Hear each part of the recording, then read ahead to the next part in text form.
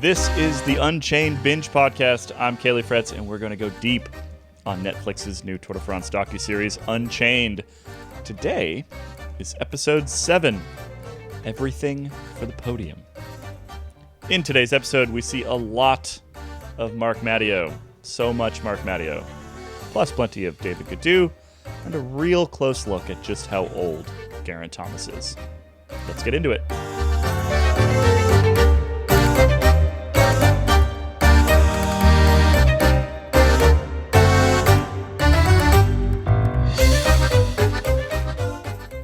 Crew, welcome back, Abby. Hello. Welcome back, Johnny. Hello. Welcome back, Kit. Hello. By the way, still getting tweets about Kit's tangent, Lord of the Rings tangent. People loved it. And so I don't know if we need like a segment in every episode that, you know. Okay, so. No, too much of David a good Gaudu. thing. David Gaudu. Who's David Gaudu? Oh, if you'd asked me this, if you'd Harry asked me Potter. to prepare this, I might be able to come up with something. Yeah, that's probably the best you can get. He's kind of the orphan child of that team. Yeah. So this episode, we get a lot of Marc Madiot, we get a lot of Groupama FDJ, we also get a fair amount of Ineos and Geraint Thomas stuff, just like more Geraint Thomas basically, and then in particular, they've kind of set these two characters up. One as David Gaudu, who's sort of the next generation, right? He's set up as the French rider to take over from Thibaut Pinot, who, as we were shown in an earlier episode, is past his prime, right? They gave him the opportunity on Planche de Belfi. He did not take it. He could not take it. And so therefore we get vindication for Marc Madiot picking David Gaudu as the team leader. David Gaudu had the number on their back ends in a 1. That means they're the team leader. And he got that number for this Tour de France. So we get this sort of David Gaudu versus Geraint Thomas thing at the end of this as well, because they're both duking it out in theory for third place for the final slot on the podium. There is a fair amount of kind of semi-manufactured drama around the actual timing there. There's lots of really epic music as they come up to the finish line together, when in fact they're not within a second of each other. So one of them would have to drop the other by a significant margin to make any actual difference. We will ignore those sort of things. It's a good little bit of drama between those two. The young upstart French rider, who I'm assuming that the French public watching this will all be very much behind David Gaudu, and the wily old veteran in Geraint Thomas. And that's kind of that's the narrative that I guess sort of underpins much of this episode. Let's start off with the really quite awkward Groupama press conference at the start of the episode and the start of the Tour de France. So I guess before that, small amount of context. Maybe Johnny, you're the right person to ask about this. So a little bit of context about like what this scene is and how they all happen at the beginning of the tour and what why this was happening basically. Yeah, before the pandemic, these press conferences would happen in real life. So the riders and the team manager would all be sat at a table with a varying quality of tablecloth across it, maybe some sponsored water or soapy water if it's for tail. And then they would answer questions about how they were feeling before the tour or other variations on that one question. But obviously in the pandemic, everything moved to sort of video chat. So now you have a different dynamic where it's much more awkward, I think, they probably prefer it, but it's more awkward because the riders are just like sitting there in their own company, like the different team leaders, and it's all a bit more, it's less fluid. So you have like Marc Madiot being like, should I like introduce this or what should I do? And then you have him basically announcing to the press corps that David Gaudu will be the leader and Thibaut Pinot won't, to which David Gaudu, surely he must have known this before, like he wasn't learning that then, but he just seems thrilled at his sort of teammates falling off the perch. He just like can't, it's like one of those situations where you're not allowed to smile, but he still can't bring himself to not smile, I felt. I wonder if there's a little bit of convenient framing, convenient editing in this particular scene. I mean, first of all, there's a mountain range of distance between the two of them sitting in their, in their grubby hotel chairs. It was probably pandemic protocols to a degree, maybe. You know, you could at least give that excuse. But also, you know, when we had those exchanges like Gaudu looking across at Pinot with that massive awkward grin on his face. And then the next shot you see is Pinot slightly turned away from Gaudu. Yeah. As if to say, oh, God, this is happening. But, you know, who's to say if we'd seen the two of them, if it was a two-shot, they might have been having a chuckle, or Pinot might have saluted or whatever. You know, there's something it was potentially taken out of context.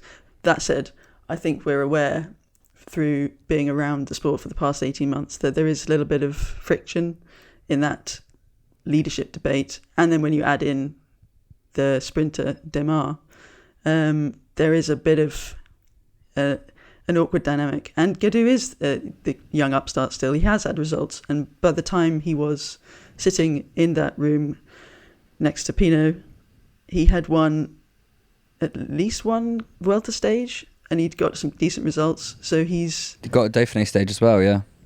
Yeah, so he's, of course, the great Dauphiné stage where he slipped under Vanat's elbow.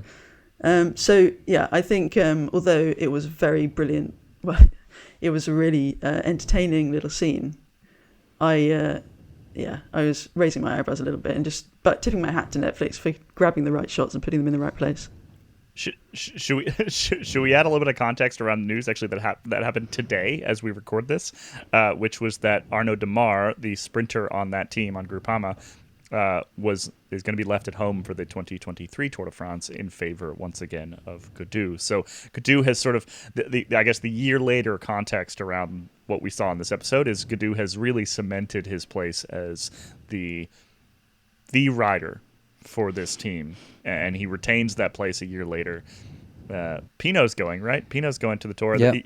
He'll chase another stage win. It's his final Tour de France. We mentioned this in a previous episode that he's retiring at the end of this year. But sort of that context around that team, I think, is relevant because the team dynamic is essentially the story here. Well, I'd love to know if the Netflix thing has influenced this decision. If Marc Madiot's watched it and been like, "This has been great. You know, everyone loves us. Everyone loves Pinot."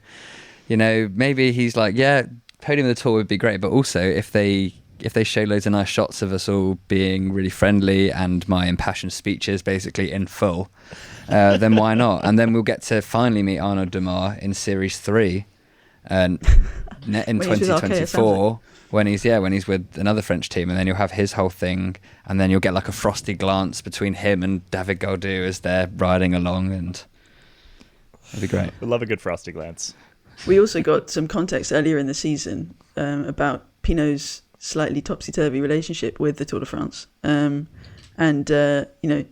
He, in the context of this year, he wasn't going to go because but he's done the Giro and he did well and he had a good time. He's feeling good. So there's, there are lots of factors at play, and I'm sure that was the same last year. He had, of course, just won that Tour de Suisse stage. I remember Kaylee getting very excited about that a couple of weeks before the Tour, that Pinot's back. And he'd had a really good Tour of the Alps as well. So he was a legitimate leader. So I do kind of understand that this was a source of drama, and maybe that extra context might have helped to make it even more dramatic than Netflix managed to make it. I've decided that as they sort of fake story or exaggerate storylines, that I'm just going to eat all the trash and I'm just going to buy it out because that's how it's intended, you know. And who knows which bits are true and aren't anyway, you know. There's so much more that goes behind closed doors. Like later in the episode, or no, I think it's near the start when David Gaudu is like telling the cameraman that he can't come into the elevator with him. Which is great, but it's just like, I'm just gonna, whatever Netflix feeds me, I'm gonna eat it, and if I feel sick later on, then that's on me. So I think one of the reasons why I'm kind of the same boat as you, Johnny, and I think we maybe discuss this at length in the next episode, because episode 8 really brings a lot of this to a head. But part of the reason why I'm kind of okay with this is what we're getting is essentially like a slightly altered version of events, right? What we always get is a slightly altered version of events. We don't get what actually happens in the bus ever. We get a PR-ified version generally.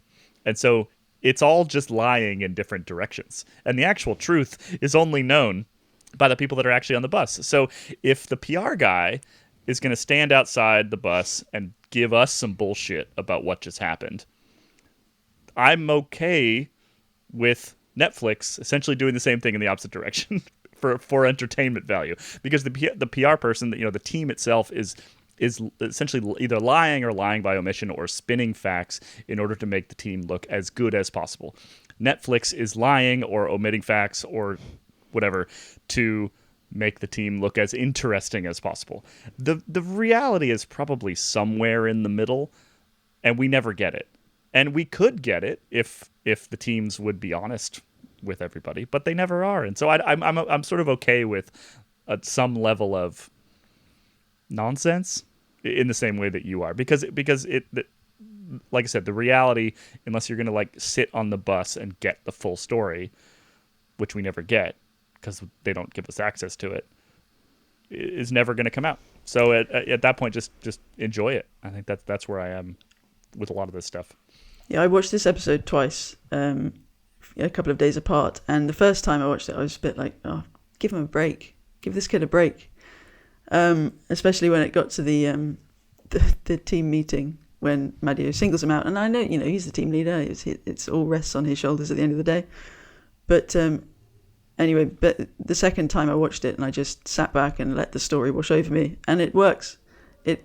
We know that Madiot is one of the characters in the peloton, or on the edge of the peloton, and we also, I think, of all the people that we've met in this series, he's one who's probably closest to the truth, and he's definitely, he didn't need to be prodded by Netflix to make a big bombastic speech and to point at Gaudu and say, mate, you've got to pull your socks up and, well, grow a pair. It's so. I never expected to hear that phrase from the BBC, to be perfectly honest. Well, I hate it, but it's that kind of, it's that sort of management style that's being used, and you can tell by the way that he's speaking that he's performing as well, but it's himself, it's also proof of the system that we saw in episode 3 of the French passion and romance and just jolly well go and do it, that it actually kind of pays off.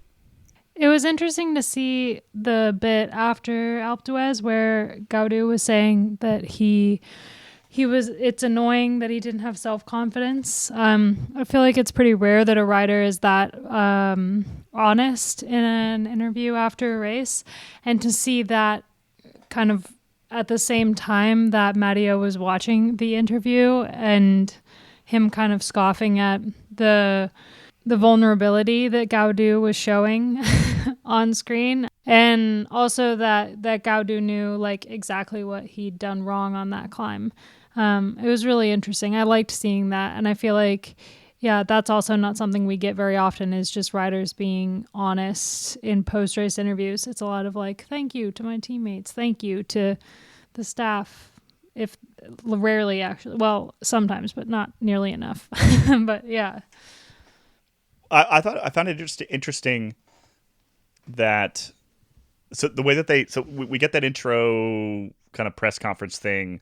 The purpose of that is to set up probably a sort of a small amount of tension between Pinot and Gaudu, but also just set up Gaudu as like he now has the weight of France on his shoulders. And then they use a bunch of clips from what looks like kind of like sport talk TV shows to kind of like reinforce that like this is important to the point where it's making it onto television shows that are being beamed out to the French public, and this is being discussed. And not to always a super positive reaction, right? Like, it didn't feel like the French public was necessarily behind Gaudu yet. And Marc Madiot seemed to be like copping a bit of flack for making this decision, right? And a lot of the sort of narrative around like later in the episode is sort of Madiot proving that decision was correct. In fact, he addresses it kind of directly near the end of the episode. I found that whole angle just quite interesting because, one, as sort of English-speaking media speaking to English-speaking fans, Groupama, to be perfectly honest, is not necessarily like Johnny, you and I weren't in that press conference with this team last year because it's just not high on our list, right? Like we're going to go to Ineos, we're going to go to Jumbo, we're going to go to some of these other teams before we go to Groupama, and our French isn't good enough, and our French isn't anywhere near good enough. But I don't remember this being like a bombshell moment across cycling, but they kind of frame it as a bombshell moment across like French fandom. And I think that does serve, it's a clever thing because it serves to sort of increase the importance of everything that happens over the rest of the episode. I thought that was really actually like cleverly and well done and not even really over dramatized, just sort of like putting the full weight of these decisions sort of into the show really effectively. Yeah, it really sets up the coming of age story that we get. He's shown that he can win things at the Dauphiné, but then he loses his confidence. And then through a speech and a bit of a, he's very self-aware, I think. He says he questions himself a lot. And so you get the impression that he's ready to dig deep. And then, of course, you get the redemption montage of him climbing. I think it was the Hautecam stage, wasn't it? The stage 18, whichever, when he was just clawing his way back to Geraint Thomas. So, yeah, I agree. There's that. They build a foundation that really accurately or really effectively creates this coming of age story for little Harry Potter. Can we talk about David Gaudu being a Twitch streamer? Yes. Well, this is touched on in the episode. Like we see him Twitch streaming, and in particular playing. Is that Pro Cycling Manager? Is that the game? I think it's either that or the Tour de France official version of it. One of them. Yeah, I think it's the same underlying game though, right? So yeah, like there is a video game where you can manage a professional cycling team and you have to like get them through the season and all the rest. We actually, in a previous life, I think Matt Denif reviewed it at some point. Anyway, a new version comes out ahead of the Tour de France every year, and David Gaudu Twitch streams it. Which for anybody who doesn't know what Twitch is, it's basically like an enormous live stream platform. You can like play video games and people can watch you play and interact with audience and whatever else. Not something that a lot of pro cyclists are doing on a regular basis. Well, it's also in his spare time he's cycling on a video game, and he's also like I wrote about it last year when we found his Twitch channel by virtue of him doing a 4-hour stream like the week after the tour explaining like going through like his race, which is great in terms of that sort of access that he's given to his fans and stuff. But beforehand he would be playing the game and winning the Tour de France with his own character, which I think is great. Just sort of like trialing it, like cosplaying as himself, but 3 places higher. But what was the other 2 things that were great was Marc Madiot just basically interspersing the footage of David Gaudu playing video games with. If Gaudu wasn't a cyclist, he'd be totally anonymous. Just like, okay, all right. But then it was interesting how then Gaudu agreed with him and said like, he's like, he likes doing that sort of thing because he's shy. And I kind of wanted to pick Abby's brains about this. And in terms of the pros that she knows and ever come into contact with, like what proportion of them would you say are this kind of introverted, shy character? Because I feel like you do hear it from quite a few riders sometimes, but then I'm always like, are they telling the truth, or is this just a clever way to not talk to us because they're saying they're shy? But it would seem like a sport and a practice that lends itself to. Yeah, I would say actually the vast majority of male professional cyclists that I know or have come into contact with are really, really shy. That they're kind of the nerds who like got super into the numbers that have to do with cycling, and then it just happened to also be an athletic endeavor.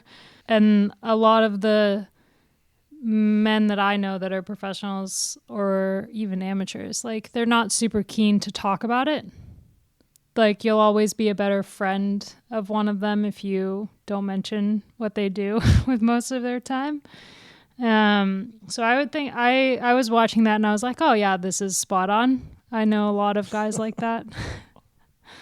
There's a couple that are like characters, right? Like there's a couple that are out there. I mean, I think Tom's loves a little bit of spotlight. He's a little bit of an entertainer in a way, and there's definitely guys like that. But yeah, I think most of the ones that I know or I'm friends with are like pretty shy, pretty nerdy, like love the numbers.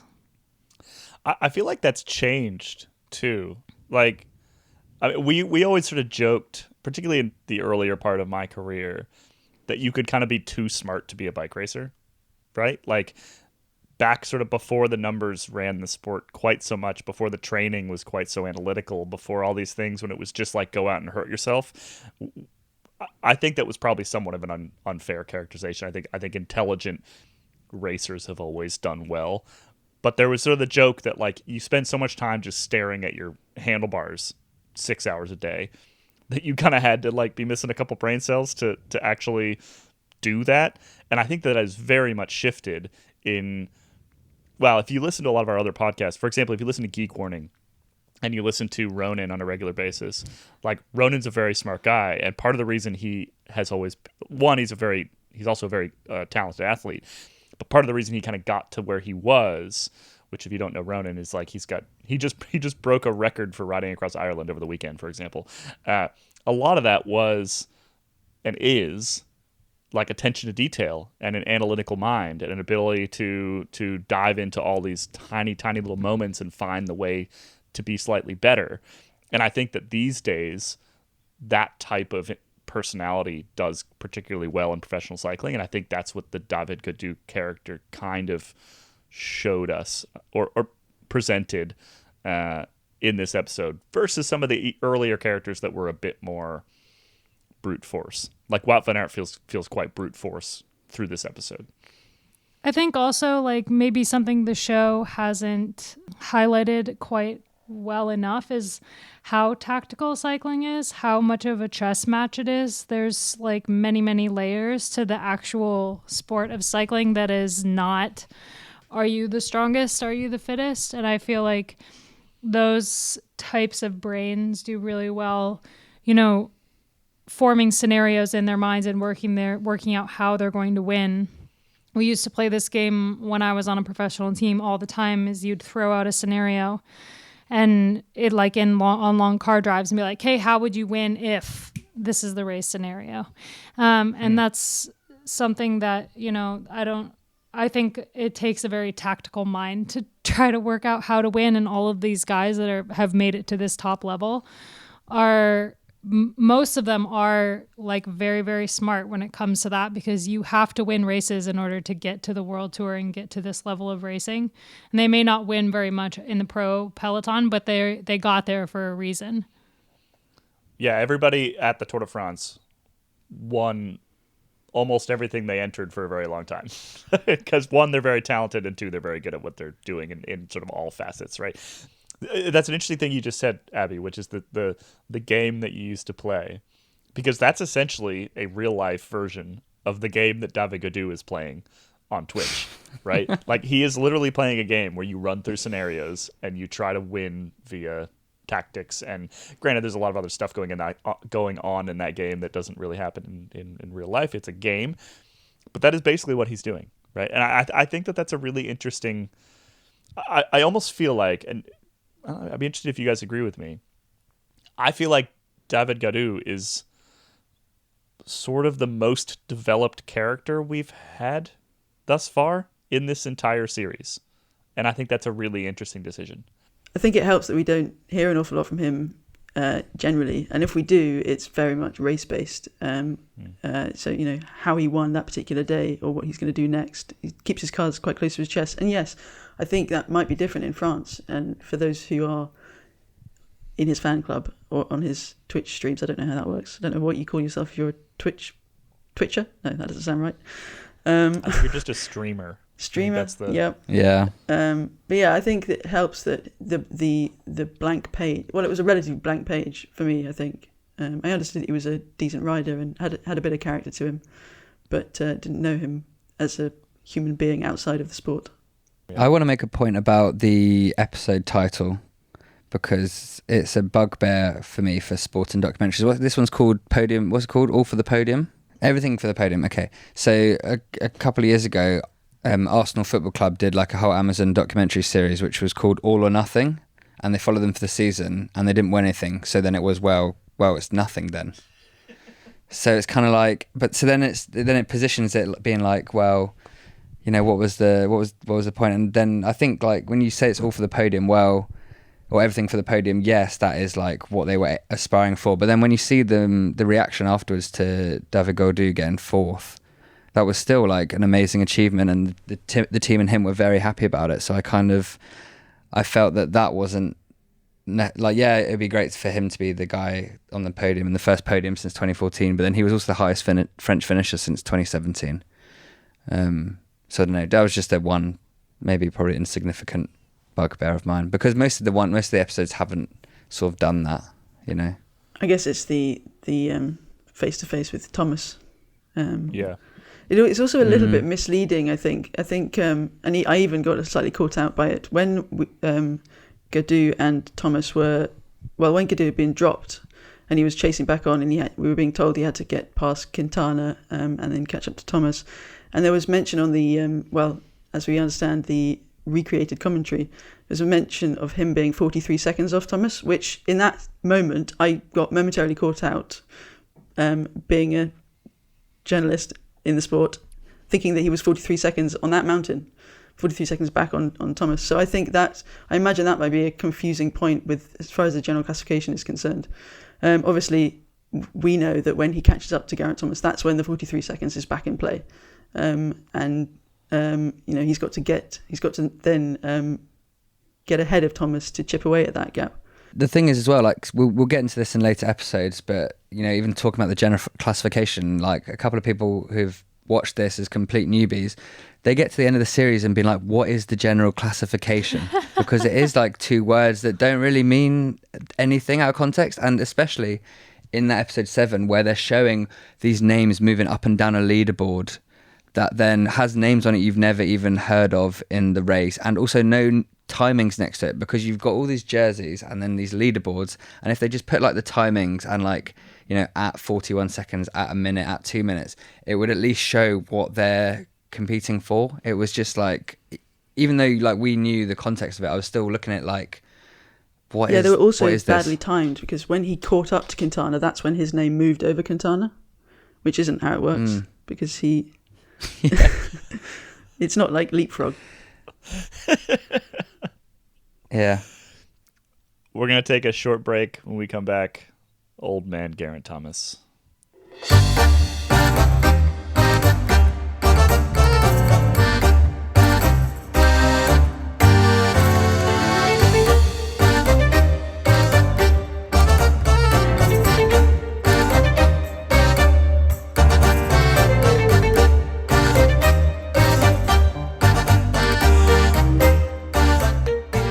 All right, so the other bit of this episode, the other side of this episode was a rider near the end of his career, Geraint Thomas. We talked quite a bit about this in the previous episode.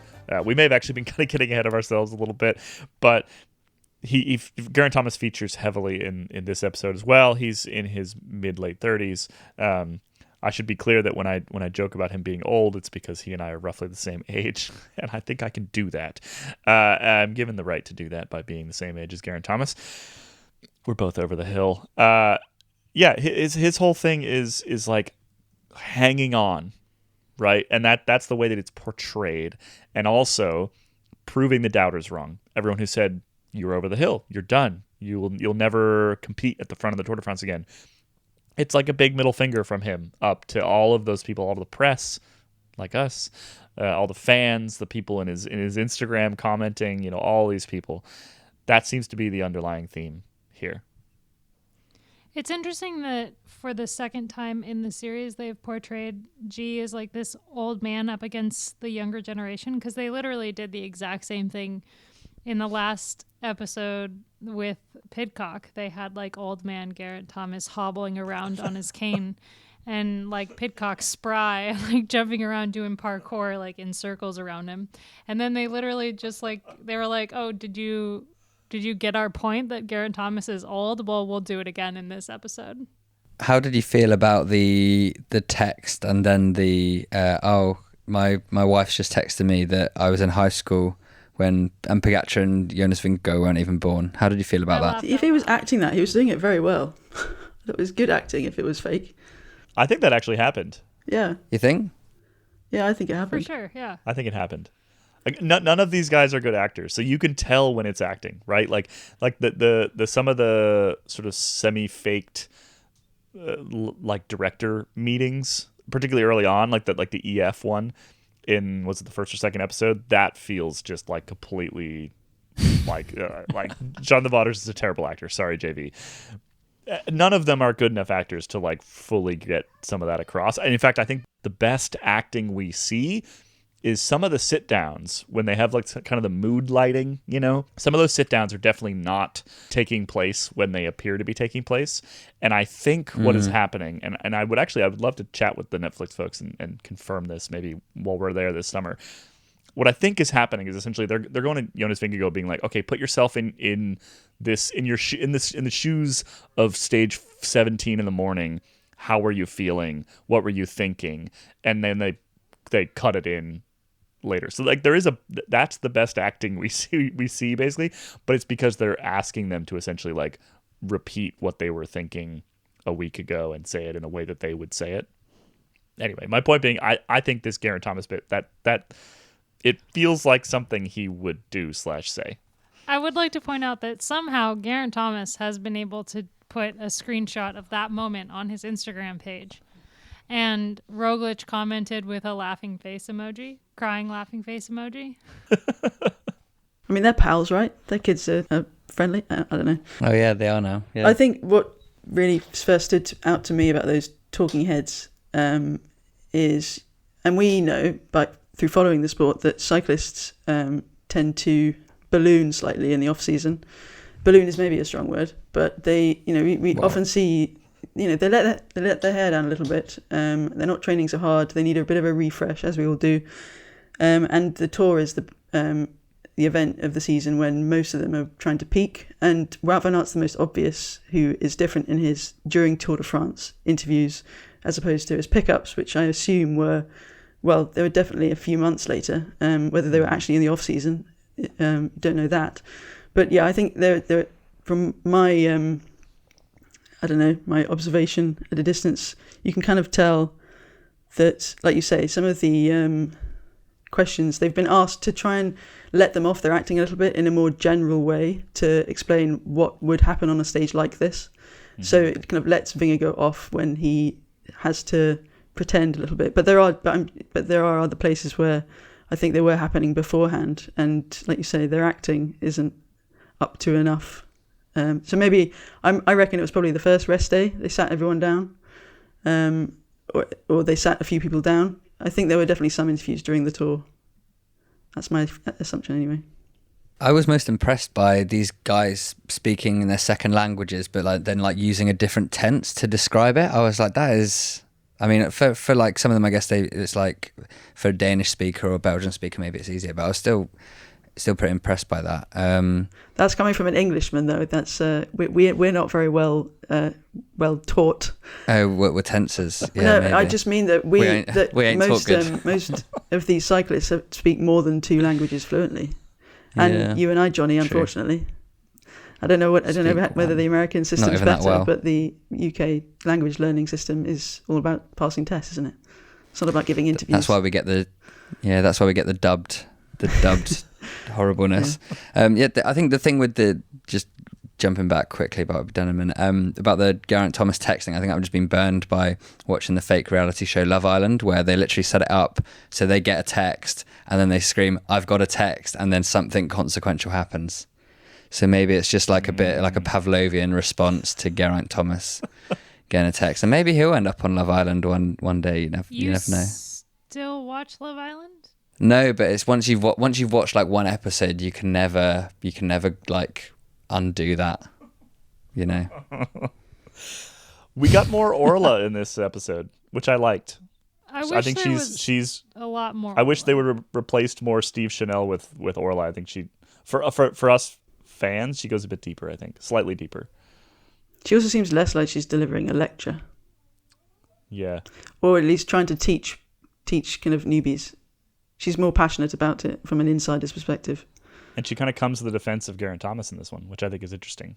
Yeah, she like it's maybe that's why Steve Chanel was used as like the Will Buxton guy who kind of just says what it is, because she does put like a kind of a slant on some things and like gives opinions without really giving opinions. Like it's more maybe it's more like contextual, I guess, which then is weird as well, because you never get like the only context you ever get sometimes is from Orla, who pops up like maybe twice an episode. But maybe that's the reason. Yeah, she delivers the sense around the story at the time, and Chanel is more basic information. But I feel like Orla is amazing for the sport. She has so much passion, and the way that she delivers lines is just so compelling. So I wish that they'd just use more of Orla in the series as a whole, because there was entire episodes where we didn't get to hear from her at all, and I feel like she's just such a great voice for the sport. So I really wish they'd used her more. I hope for season 2 that they incorporate her more a little bit. Once we don't need like the obvious lines about how like when you cross the line first, you've won the race. They can throw more Orla. It is kind of a thankless job that Steve Chanel got, but and mostly because we know all the things that he's saying. But I do think it's important, and I think it's interesting that they split those two things out. I think it's interesting that they gave him those lines, and they in general let Orla be kind of slightly deeper. That's right? exactly what I was going to say. He seemed more scripted than she was, and that, I guess, I don't know, maybe that endears, that makes her role slightly more important or impactful. Not saying that Steve Chanel doesn't do a decent job of explaining, but he does also contribute to some of the bombast, which, as we've discussed, isn't necessarily always great. But yeah. I want to know if David Miller's glasses were scripted, or if he just brought them along in his bag, because they are. Also, I swear they get further down his nose every episode, and like by the end they're just gonna fall off. Which also reminds me, I think it was one of the Ineos episodes where they're in the team car, and at some point the driver's glasses just fall down, like after someone says something. Did you guys spot that? I thought that was just a fun. I missed that one, but David Miller's sunglasses. David Miller's glasses are definitely a key character across the entire show, I would say. I agree. More Orla would have been good for a lot of different reasons. I do think that she's most effective and sort of moves the story around most effectively in this episode so far. Like I said, the sort of defense of Geraint Thomas is interesting. I've heard her make those defenses in person before. Like I carpooled with her off Alpe d'Huez like 6-7 years ago. I guess it would have been 6 years ago. So it would have been 5 years ago, post Geraint Thomas victory. And we were just talking about Geraint Thomas, and I was a little bit more sort of, I guess, skeptical of Sky at the time. And we had a great debate on the way down from Alpe d'Huez. And it was kind of nice to hear what I know is her actual opinion of a lot of this stuff kind of reflected in the show. So that, again, a bit of a behind the scenes context there, that like I think she was allowed to just state what she believed of those moments, and I think that that's part of the reason why she comes across so well in this episode in particular. It was also a nice balance opposite Marc Madiot's reaction to Thomas at times. I mean, one of the most interesting parts from him was when G was dropped, and he smacks the, I don't know, part of the car. I'm not a driver. This is no. Well, I don't know. He makes some noise, and then he takes a pause, and then he goes yes, as if just to really emphasize it in English. And then we get there's no room for sentimentality, which is interesting from Madiot and the French team that's based on romance, but. That's all there is room for at Groupama. Exactly. Sentimentality. Yeah. And we're talking about Pinot for half the time.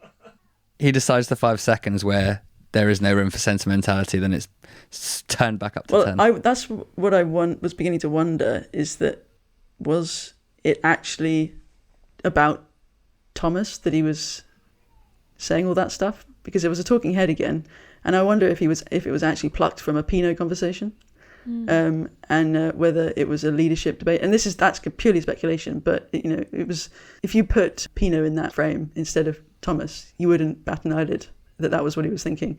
And it's part of the reason why Gaudu was the leader instead of Pinot. But I don't know. That's just me being skeptical of the editing and the relevance. I think the other two really interesting things from a Geraint Thomas perspective on this episode were, one was we remember the last episode that we watched, and we talked about how Jonas needed a bike change and he was screaming, "I need a bike. I need a new bike," into the radio. Chaos. And it was so chaotic. And I think it's really interesting with that happening in the last episode, and also how the team handled the new bike, which his DS was also like very flustered and really panicking at that moment. And then you had that next to Geraint Thomas in this episode, like, yes, the old man in the peloton, the seasoned professional, and he had his DS on the radio saying like, "Hey, you should change your bike, you have a rear flat." And it was like just like super calm, super chill, arguably in like a more important moment in the race because they were on a climb, and he actually like would have lost more time versus on a flat road with your whole team around you. Like, you're, unless anything's really wrong, you're going to get back into the bunch relatively quickly. But it was really funny to see the two different perspectives because Geraint Thomas like didn't even, I mean, he probably knew that he had a rear flat, but he was just kind of, he didn't like yell or anything. His DS was like, "You have a rear flat. Can we change your bike?" And he just kept riding, which is great, which is exactly what you should be doing too, as opposed to the Jonas Vingegaard, like, get off my bike, get on a bike that's 4 sizes too big, switch to another bike that's way too small, finally get on the right bike. Like, if you just calmly wait for the car to show up, keep riding until it gets there, you know, better to move forward than to not move at all. And this tires, I think, I don't know if he was running tubeless at that point. Anyway, we're getting into the technical side of things, but he could ride it, basically. Whoa. Is my point. And they never really, like, you see the flat tire and you get this sort of like dramatic moment where David Gaudu is chasing, and then they kind of just paper over the fact that like the only reason why Gaudu caught back up is because Thomas had a flat. Like, actually, it wasn't really like Gaudu had pulled himself up by his bootstraps and closed that gap. He just literally like caught him because he lost 25 seconds changing a bike. Just kind of like they just moved on from it, which I thought was quite strange. There was this moment when the stage had finished and Geraint was on the TT bike and he was being interviewed. And they asked him if he believed he could have done it. And he said that he believed, but many other people didn't. And they asked, "Do you think the team believed in you?" And he said, "I don't think so." There was a lot of talk about the younger generation and this and that, and what it is what it is. It's nice to be riding well and be the best of the rest. And I think that's super interesting in the context of this current age of cycling with Tadej Pogacar and Jonas Vingegaard, where we have like these two young guys that are just kind of like a head and shoulders above the rest of the peloton, and people are literally just racing for third. And we actually saw that, and it's something that we've long suspected, but we really saw it in this episode between these two guys. Well, I think that's why then you see such celebrations in the Groupama FDG bus with, you know, they putting on the most French song and they're all like having a sing song and a little dance because they've finished basically second of the human riders in the human race, and like they're throwing the pieces of paper at each other, and like Thibaut Pinot like pantsing like one of his teammates. I didn't realize he was a man capable of pranks. I thought he was just sort of sullen, so that was a nice little insight. But yeah, that was just like it. That was sort of after all the tense like the racing, and then you just see like a French school trip where everyone like the crazy teacher is like putting the music on, and it was just like so French. It was kind of a feel good finish to this episode because everybody ends up pretty happy, right? They set it up as like this big battle between these two riders, and that there's going to be a winner and a loser. And at the end, it turns out both of them feel like they won. Yeah, right? And then Gaudu says, "I would really like to be the next person to win the Tour de France. Only time will tell." And I was like, "Oh, bless your little heart." Well, that sums it up, because it's like you have Vingegaard and like these other guys who are in like the more unfeeling teams, like the Jumbo Vismas, the Ineos, where it's like kind of all business, and then you have David Gaudu being like, well, I guess it would be nice if I could win. And then they're also all like singing songs and, you know, can you imagine like Ineos Grenadiers after that stage, like getting on the bus and like singing, I don't know, an Oasis song or a Beatles song? Like that would never happen. And that has never happened. And Marc Madiot had a very kind of, I don't know, realistic moment, pragmatic moment when he said, maybe I'll never get there, but I'm going to keep trying. You know, talking about getting a race, getting a team to win the Tour de France. And that's kind of like, okay, yeah. If it's not happy, it's content, you know, with the way it turned out. Yeah. We also had the most high-profile journalist moment of the entire series. I was so jealous. I know, right? So, you know, Johnny and I waking up every morning, putting our faces on, Did making so many sure that we're interviews. prepared to end up in the Netflix show. Yeah. Nothing. I'm in one shot from a drone from like 400 feet up. That's the extent of it. We were making sure like our foundation was blended in the morning, so there wasn't any streaky bits. All And the important then stuff. it was Ed Pickering, who's editor of Rouleur, and then Dan Benson, who at the time was editor of Vela News. And I texted him when it came up. I was like, oh, you know, Star and Roll episode 7. He's like, oh, no spoilers, but I hope I'm not like. He's like, I hope I got my clothes on for it. And I was like, what were you getting up to on the tour where that could be? I don't know. But yeah, they got so many shots and like a full, you know. They got a whole interview. Their Yeah. interview made it into the episode. I guess at least it was some representation for the written press, you know. Yeah. Yeah. We do stuff when we're out there. It's not all We basically do exactly what they were Eating doing dinner. every single day, multiple times. So, yeah, maybe a bit less maybe good a bit than less those two, good. but yeah. Dan Benson and Ed Pickering are very good at what they do. I like seeing that. Yeah. I'm actually really glad that we weren't that we didn't end up anywhere in it, because you know hindsight, that it would just be like some stupid question that we asked at some point, and we would just be embarrassed by it the entire time. So it's for the best. Like when we asked Tom Pidcock how many garlic cloves he'd eaten, because that's what he ate to like get rid of his COVID symptoms or something. So that would have been a dumb one. I think Dan Benson, they had a sneaky good tactic of wearing a France football shirt, because then it's like, you know. I don't think he'd ever admit that, but I think it was genius. Now we're getting into the weeds. All right, we're gonna wrap up today's episode. That was episode 7. We've got one more. The next episode, Road to Paris, which I believe is focused on the Jakobsen story, whether he can get to Paris, and then of course the sort of finale around the yellow jersey. So we'll be back with that episode as quickly as we can make it. This has been the Unchained Binge podcast, episode 7. As I've said a million times already, you can get all these as quickly as we make them on the Unchained Binge pod channel. Just search for that wherever you get your podcasts. If you're already a regular listener to our other podcasts, make sure that you can still get it there on the regular Escape Collective channel. Also, if you want to get our Tour Daily episodes, we record a podcast, kind of a punchy, what happened in the day, color, what we're having for dinner, all sorts of good stuff podcast every single day from the Tour de France. You can get those over at the Escape Collective channel. So make sure that you're subscribed to that if you want to make sure you get those episodes. All right. Thanks for listening, everybody. We'll be back with another episode soon. Bye-bye.